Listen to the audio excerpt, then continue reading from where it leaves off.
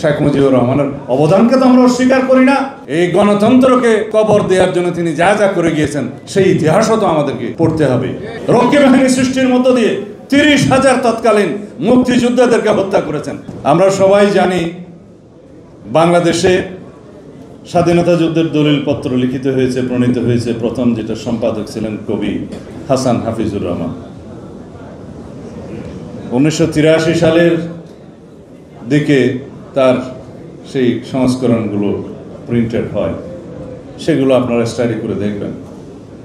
সম্ভবত 3য় খণ্ড, 2য় খণ্ড এবং 15 খণ্ড, এগুলো ভেরি রিলেভেন্ট। সেখানে সবকিছু স্বাধীনতার ঘোষণা সংক্রান্ত দালিলিক প্রমাণ সবকিছু উদ্ধৃত আছে।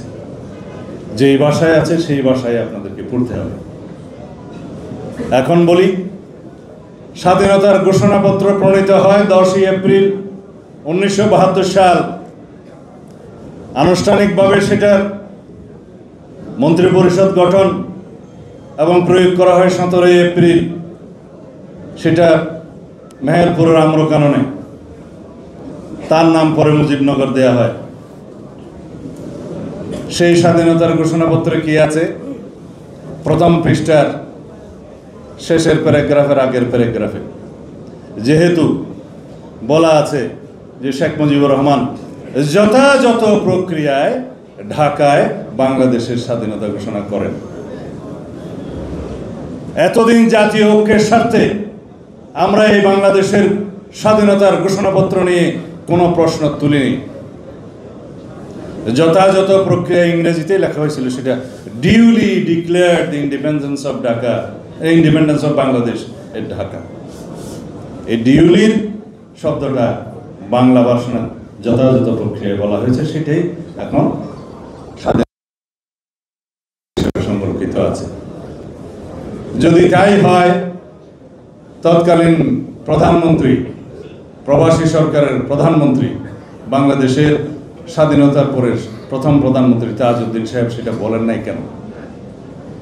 তাই যদি হয়, নেতা ও পিতা নামে যে পুস্তক লিখিত হয়েছে তাজউদ্দিন সাহেবের কন্যা লিখেছেন, সেখানে যেটা বলা হলো যে আব্বু একটি ক্যাসেট রেকর্ডার নিয়ে 25 তারিখের মধ্যরাতের আগে শেখ মুজিবুর রহমানের কাছে গেলেন এবং বললেন, পরিস্থিতি অনুযায়ী আমরা আপনার ঘোষণা সেটা প্রকাশ করব, আপনি এখন রেকর্ড করেন বাংলাদেশের স্বাধীনতা ঘোষণা। তিনি বললেন, আমি কোনো বিচ্ছিন্নতাবাদী সংগ্রামের নেতা হতে চাই না। তিনি কোনো রেকর্ড দিতে রাজি হলেন না। অথচ 10ই এপ্রিলের সেই স্বাধীনতা ঘোষণাপত্রে কিভাবে আসলো যে যথাযথ প্রক্রিয়ায় তিনি ঘোষণা দিলেন? আওয়ামী লীগের রাজনীতি সবসময় মিথ্যায় ভরপুর রাজনীতি। আমরা জাতীয় ঐক্যের স্বার্থে এই বিষয়ে কোনোদিন প্রশ্ন তুলিনি। আমরা বলবো যে মাসুদুল হক নামে একজন বিখ্যাত সাংবাদিক আছেন, তার একটি পুস্তক আছে, আমাদের সবাইকে পড়ার জন্য অনুরোধ করছি। স্বাধীনতার ঘোষণা, মিথ ও দলিল, এই নামে বইটা সবাই পড়বে।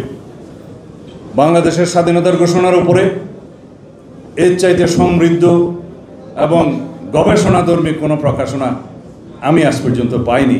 এটা 10-12 বছর আগের একটা প্রকাশিত পুস্তক, সবাই পড়বে এটা।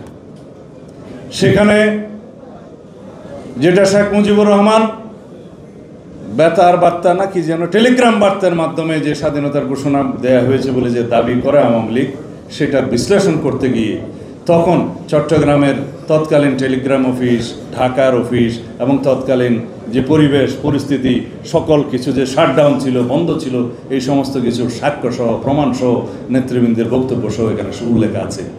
সুতরাং মিথ্যার উপর দাঁড়িয়ে তো আর রাজনীতি করা যায় না। আমরা তো শেখ মুজিবুর রহমানকে অস্বীকার করি না তৎকালীন জাতীয় নেতৃত্ব হিসেবে। তখন বাংলাদেশের এই ভূখণ্ডে তৎকালীন পূর্ব পাকিস্তানের জন্য যে আসন বরাদ্দ ছিল, এলএফওর মধ্যে পার হেড 1 ভোট 56% সিট, সেই হিসাবে 162টা আসে এবং রিজার্ভ সিটের মধ্যে 107টা আসে 169-এর মধ্যে। এই অংশে মানুষ বাংলাদেশের পক্ষে, আওয়ামী লীগের পক্ষে 160 এবং 7 167টা আসন দিয়েছিল। এই ইতিহাস তোমরা পড়বে। সুতরাং সেই দলের নেতা হিসেবে আমরা তৎকালীন জাতীয় নেতৃত্ব হিসেবে শেখ মুজিবুর রহমানের অবদানকে তো আমরা অস্বীকার করি না, কিন্তু ইতিহাসে তিনি যা যা করে গিয়েছেন গণতান্ত্রিক সংগ্রামের নেতা হিসেবে, এই গণতন্ত্রকে কবর দেওয়ার জন্য তিনি যা যা করে গিয়েছেন সেই ইতিহাসও তো আমাদেরকে পড়তে হবে, সেই ইতিহাসও বিশ্লেষণ করতে হবে। বাংলাদেশের দেশের এই ভূখণ্ডের মানুষ তার মাধ্যমেই এই দেশের মুক্তি চেয়েছিল, অর্থনৈতিক মুক্তি, গণতান্ত্রিক মুক্তি, বাংলাদেশের অধিকার, মানুষের অধিকার অর্জন করতে চেয়েছিলেন। আর তিনি বাংলাদেশের মানুষের অধিকারকে কবর দিয়েছেন, গণতন্ত্রকে কবর দিয়েছেন, এদেশের অর্থনীতির 12টা বাজিয়েছেন। রক্ষী বাহিনী সৃষ্টির মধ্য দিয়ে 30,000 তৎকালীন মুক্তিযোদ্ধাদেরকে হত্যা করেছেন। এই ইতিহাস অবশ্যই আমাদেরকে বিশ্লেষণ করতে হবে।